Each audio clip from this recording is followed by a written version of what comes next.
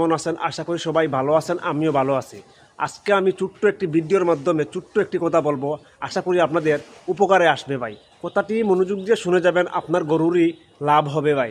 একটি গরুকে কয়দিন পর পর কৃমির ওষুধ খাওয়াইতে হয়, আর কৃমির ওষুধ না খাওয়াইলে কী পরিমাণ একটি গরুর ক্ষতি হইতে পারে আমরা কিন্তু অনেকে গ্রামের ভিতরে আমার অনেক ভাইয়েরা কিন্তু জানে না।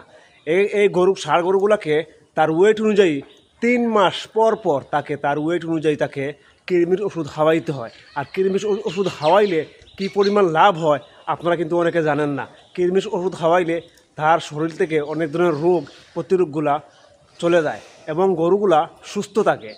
ষাঁড় গরুগুলো, বড় গরুগুলোকে আপনি একজন ডাক্তারের কাছে যাবেন, ডাক্তারের কাছে গিয়ে আপনার গরুকে ওয়েট দিয়ে আগে ওয়েট মাপ দিবেন ভাই। ওয়েট মাপ দিয়া ডাক্তারের কাছে যাবেন, ডাক্তারের কাছে যাওয়ার পর ডাক্তারের কাছে পরামর্শ নেবেন। পরামর্শ নেওয়ার পর ডাক্তার যে ওষুধগুলো দিবি কৃমির যেভাবে বলবে, যদি দুইটা হয় দুইটা খাওয়াবেন, তিনটা হলে তিনটা খাওয়াবেন। ডাক্তার যেভাবে বলবে সেইভাবে আপনার গরুকে আপনি কিন্তু খাওয়াইতে হবে। তাহলে আপনার গরুগুলা স্বাস্থ্য শরীরগুলো ভালো থাকবি, আপনিও ভালো থাকবেন।